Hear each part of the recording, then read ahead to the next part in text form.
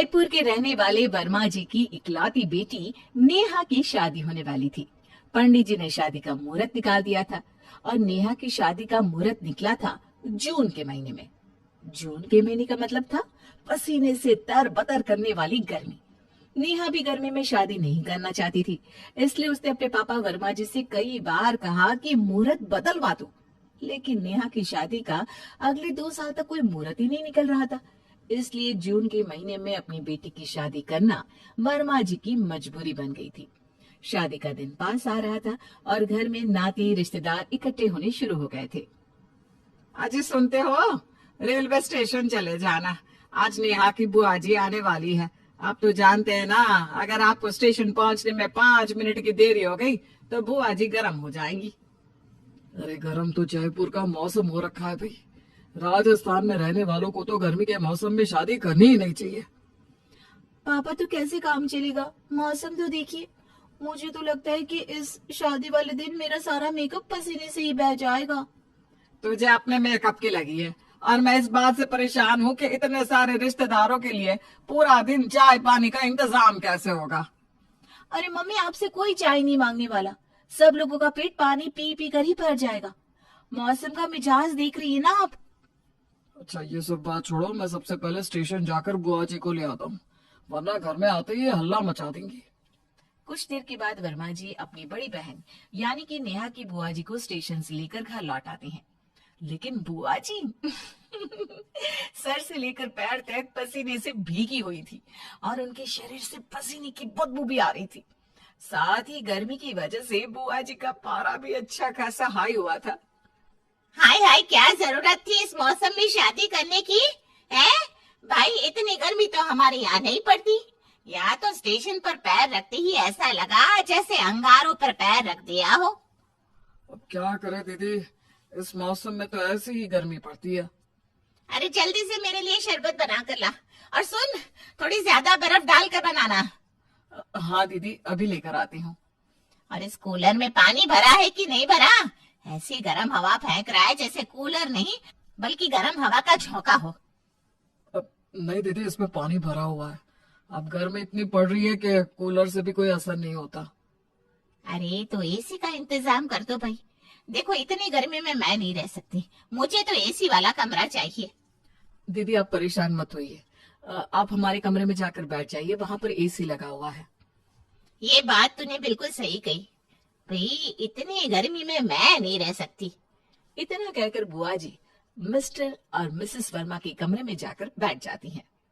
अब जब तक शादी के घर में रहूंगी मैं इस कमरे से बाहर पैर नहीं रखने वाली। अच्छा सुनो, मेरा शरबत ले आओ, पीकर जान में जान तो आए। फिर मैं नहाने चली जाती हूँ, बहुत बदबू आ रही है शरीर से। ये लीजिए दीदी, आपका शरबत एकदम ठंडा ठंडा है। बुआ जी, शरबत पीने से कुछ नहीं होने वाला, ये राजस्थान की गर्मी है। अच्छे अच्छे शरबत पिघल जाते हैं यहाँ पर। वो तो पता चल ही रहा है, जरा नहा कर आती हूँ। इतना कहकर बुआ जी नहाने चली जाती है, लेकिन 5 मिनट बाद ही वो बाथरूम से चिल्लाती हुई बाहर आती है। अरे क्या हुआ दीदी, कोई परेशानी है क्या? अरे बुआ जी, क्या हुआ? हमारे घर में तो कोई कॉकरोच भी नहीं है, फिर आप बाथरूम में किसे देखकर चिल्ला रही हैं? अरे बाथरूम का पानी ऐसा लग रहा है जैसे सीधी चाय बनकर गिर रही हो। मेरा शरीर पूरा जल गया। अरे क्या जरूरत थी इस महीने में शादी करने की? अब दीदी इतनी तेज धूप पड़ती है कि पानी ठंडा कर करके नहाना पड़ता है, क्या कर सकते हैं। वैसे मम्मी, आप एक बात भूल रही हैं, आज मासी भी बैंगलोर से आने वाली है और पापा को उन्हें भी लेने जाना है। इतनी तेज धूप में बार बार रिश्तेदारों को लाने ले जाने में मेरी तो हालत खराब हो गई है। जैसे ही बाहर पैर रखता हूँ ऐसा लगता है जैसे पापड़ की तरह धूप में सिक जाऊंगा। अरे लेकिन आपको मेरी बहन को लेने तो जाना ही पड़ेगा ना। तो उनसे कहो ना खुद ही ऑटो पकड़कर घर तक चली आए, मेरी क्यों चटनी बनवा रही हो।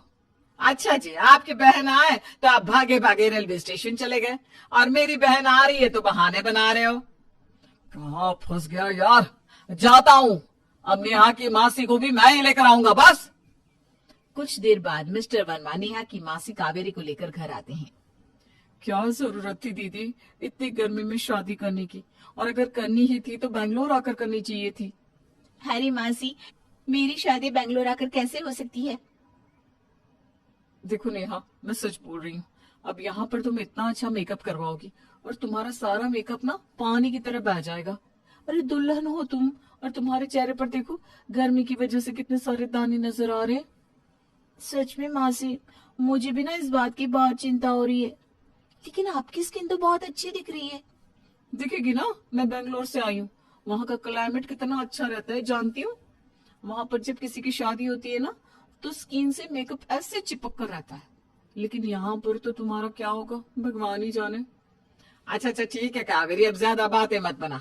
इतनी दूर से आई है, थोड़ी देर आराम कर ले। देखो दीदी, पहले ही कह देती हूँ, मैं ये पंखे और कूलर में ना रह नहीं सकती। आपको पता है ना, मुझे बेंगलोर के ठंडे मौसम में रहने की आदत है। तो प्लीज मुझे तो एसी वाला कमरा ही दे देना। देखो हमारे घर में 2 ही कमरे हैं। एक कमरे में बुआ जी पहले से ही चली गई हैं।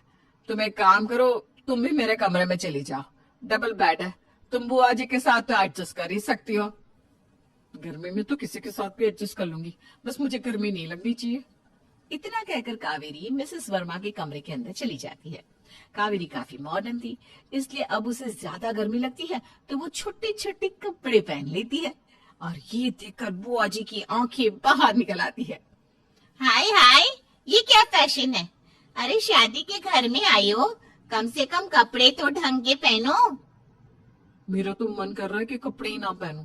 अरे इतनी गर्मी में कपड़े कौन पहनता है? है तो क्या नंगे घूमेंगे? अब गर्मी तो इतनी पड़ रही है ना बुआ जी, कि मन तो ऐसा ही कर रहा है कि सारे कपड़े उतार दिए जाए। ये आपने 5 मीटर की साड़ी कैसे लपेट रखी है? देख देख कर मेरी हालत खराब हो रही है। साड़ी लपेट रखी है तभी तो एसी वाले कमरे से बाहर पैर नहीं रखती। मैंने कह दिया है अपनी भाभी से, जब तक यहाँ रहूंगी इसी कमरे में रहूंगी। वैसे मैं भी ना आपके साथ यही रहने वाली हूँ। हो गया सत्यानाश। अब मुझे 4-5 दिन ऐसे आधे नंगे लोगों के साथ रहना पड़ेगा। अभी बुआ जी और मौसी जी का झगड़ा खत्म हुआ ही नहीं था कि दरवाजे पर आवाज सुनाई दी चाचा जी की। अरे हाय हाय, मर गया, मैं मर गया। अरे कोई बचाओ मुझे। हे भगवान, ऐसी शादी में मुझे आना ही नहीं चाहिए था। आखिर क्या हुआ फूफा जी के साथ? मिस्टर और मिसेस शर्मा अपने घर के रिश्तेदारों को कैसे बचाएंगे गर्मी से? चाचा जी की आवाज सुनकर सब लोग बाहर आते हैं। अरे क्या हुआ, तू ठीक तो है ना मेरे भाई? क्या भाई साहब, आपने भी नेहा की शादी तपती धूप में रखी है और आप मुझे लेने रेलवे स्टेशन भी नहीं आए। वहां से लेकर यहाँ तक आने में मेरी हालत खराब हो गई। अरे तो तुझे पैदल चलकर आने को किसने कहा था? अरे मैंने सोचा कुछ पैसे बच जाएंगे, यही सोचकर रेलवे स्टेशन से निकल लिया पैदल। लेकिन ऊपर से मेरी खोपड़ी और नीचे से पैर दोनों ऐसे सिक गए जैसे भट्टी में रोटी सिकती है। चाचा जी, जब मौसम इंसान का साथ ना दे रहा हो तो उसे कंजूसी नहीं करनी चाहिए। अरे नेहा बिटिया, काहे की कंजूसी? लेकिन तुम ये बताओ, तुमने ये जून के मौसम में शादी करने के बारे में क्यों सोचा? चाचा जी, कौन ऐसे मौसम में शादी करना चाहता है? लेकिन क्या करूं, मेरी शादी का मुहूर्त ही नहीं निकल रहा था। मुझे तो ये पता ही नहीं कि शादी वाले दिन क्या होगा। होगा क्या? सारे बाराती भुनी हुई भिंडी जैसे नजर आएंगे। अच्छा भाई साहब, अब आप परेशान मत होइए। ये बताइए, चाय लेंगे या कॉफी? चाय कॉफी नहीं, मैं तो खुद उबलती हुई चाय के जैसा तप रहा हूँ। मुझे तो अभी ठंडक चाहिए, ठंडक। यहाँ बैठी चाचा जी, देखिए एकदम सामने कूलर लगा हुआ है, आपको अच्छी ठंडक मिलेगी। अरे कूलर से कुछ नहीं होने वाला, मुझे तो एसी चाहिए।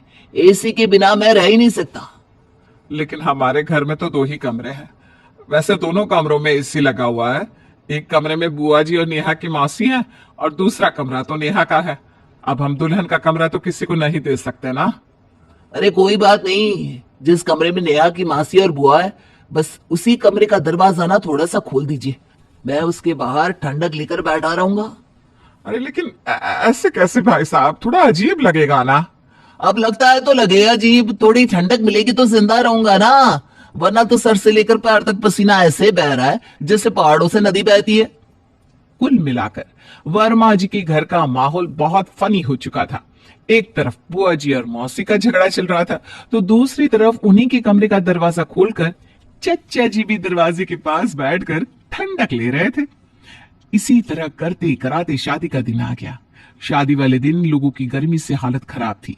नेहा जैसे ही मेकअप करवाकर अपने घर वापस पहुंची और उसने आईने में अपनी शक्ल देखी तो देखती ही उसका सारा मूड खराब हो गया।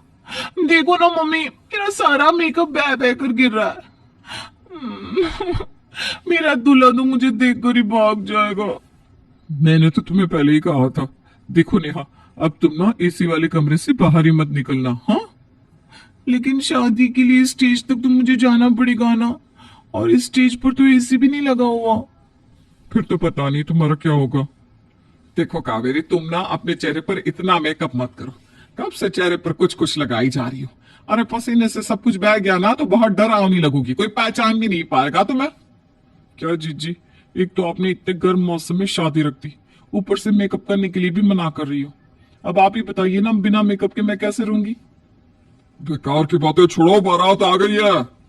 नेहा की बारात तो दरवाजे पर आ गई थी, लेकिन वहां मौजूद सब लोग पूरी तरह से पसीने से भीगे हुए थे। उधर बुआ जी कमरे से बाहर निकलने का नाम नहीं ले रही थी। बुआ जी, आपको कमरे से बाहर तो आना ही पड़ेगा। देखिए, शादी की कुछ रस्में ऐसी होती है जो सिर्फ बुआ के हाथ से ही होती है। अब अगर बाहर नहीं आई आप तो शादी कैसे होगी। नहीं नहीं नहीं नहीं, मैं बिल्कुल बाहर नहीं आ सकती। एक तो इतनी भारी सिल्क की साड़ी, शादी के कपड़े, जेवर, ऊपर से बाहर की गर्मी। नहीं नहीं नहीं, मैं बाहर नहीं आ सकती। अरे तो बुआ जी, आपके हल्के कपड़े पहन लीजिए ना और जेवर कम कर दीजिए। अगर किसी ने मुझे ऐसे हल्के कपड़े और कम जेवर में देख लिया तो? लेकिन बुआ जी, आप कमरे में बैठी रहेंगी तो आपको भारी जेवर और भारी कपड़ों में भी कोई नहीं देखने वाला। तभी कावेरी भी परेशान होती हुई वहां पर पहुंचती है और अपनी हैवी साड़ी उतारने लगती है। अरे कावेरी, ये क्या कर रही हो तुम। दीदी, मैं तो शॉर्ट्स पहनकर शादी में आने वाली हूँ। ये इतनी भारी साड़ी पहनकर तो मुझसे बाहर नहीं आया जाएगा। दीदी प्लीज, आप ना परफ्यूम के पैकेट लेकर चलिए। सारे बाराती ना पसीने की बदबू मार रहा है। तभी वहां पर चाचा जी आ जाते हैं। भाभी देखिए, छोटे भाई की जो भी रस्म है वो मैं सुबह के वक्त निभा दूंगा। सुबह थोड़ी ठंड तो रहती है, इस टाइम ना बहुत गर्मी है। अपने रिश्तेदारों की ये हालत देखकर मिसेस वर्मा परेशान होकर अकेले ही बारात के स्वागत के लिए पहुंच जाती है।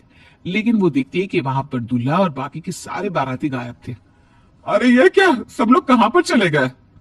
सब लोग अपनी अपनी गाड़ियों में एसी चलाकर अंदर बैठ गए। कोई बाहर आने को तैयार ही नहीं है। अरे लेकिन अगर कोई बाहर नहीं आएगा तो शादी कैसे होगी। कम से कम दूल्हे को तो बाहर बुलाना ही पड़ेगा ना। मैं जाकर हमारे दामाद जी से बात करने की कोशिश करता हूँ। मिस्टर वर्मा अपने दामाद वरुण की कार के पास पहुंचते हैं और कार का दरवाजा खटखटाते हैं। क्या हुआ ससुर जी, कोई जरूरी काम था क्या? अरे कैसा सवाल कर रहे हैं आप। आपकी शादी मेरी बेटी के साथ होने वाली है और आप कह रहे हैं कि कोई जरूरी काम था क्या। देखिए ससुर जी, मैं नेहा से शादी करने को तैयार हूँ, लेकिन शादी ना इस कार के अंदर ही होनी चाहिए। बाहर गर्मी में आकर मैं शादी नहीं कर सकता। लेकिन दामाद जी, इस तरह कार के अंदर कोई शादी थोड़ी ना होती है। नहीं नहीं, नेहा से शादी इसी शर्त पर करूंगा कि हमारी शादी इस कार के अंदर हो, और बाकी की रस्में ना हम अच्छा मौसम देखकर निभा लेंगे। देखिए दामाद जी, आप जिद कर रहे हैं। मैं आपकी गलत फहमी दूर करने के लिए पंडित जी को बुला लाती हूँ। अब वही आपको समझा सकते हैं कि इस तरह शादी नहीं हो सकती। मिसेस वर्मा जब पंडाल में पंडित जी को ढूंढने के लिए गई तो उन्होंने देखा कि पंडित जी भी नदारद थे। पंडित जी को फोन लगाकर पूछती हूँ, आखिर ऐन मौके पर कहाँ चले गए। मिसेस वर्मा पंडित जी को फोन लगाती हैं। हेलो पंडित जी, कहाँ पर हैं आप।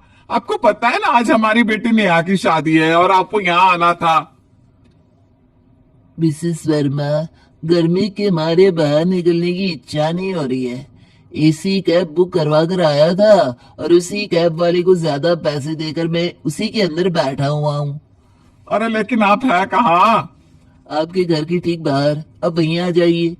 पंडित जी की बात सुनकर मिसेस वर्मा पंडित जी की कैब के पास जाती है। पंडित जी जरा बाहर तो आइए। देखिए ना, हमारे दामाद जी एसी कार से बाहर निकलने को तैयार ही नहीं है। कह रहे हैं कि वहीं पर शादी करेंगे। अरे तो क्या गलत कह रहे हैं भाई। ऐसी आग बरस रही है आसमान से, इसमें शादी तो क्या, मैं किसी का हैप्पी बर्थडे मनाने से भी मना कर दूंगा। और इस तरह से नेहा की गर्मी वाली शादी सब लोगों पर पड़ी बहुत ही भारी। मिस्टर और मिसेस वर्मा ने जैसे तैसे करके सब रिश्तेदारों को मनाया और पसीने में तरबतर होकर नेहा की शादी करवाई।